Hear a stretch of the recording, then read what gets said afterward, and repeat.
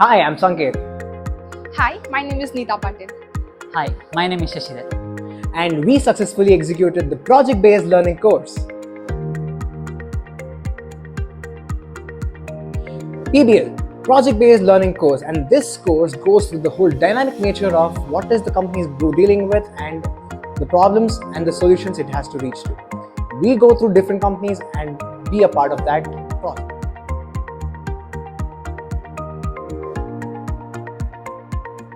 I worked as a content creator and a sales executive. As a content creator, I created content which goes onto the official pages of the company's Instagram page, where those turned into views and views turned into leads. And as a sales executive, I turned those leads into prospects.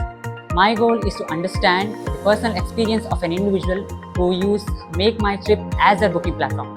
During my PBL, I visited Blinkit store in order to know how it operates, the way they get orders and the way they get delivered in an instant time.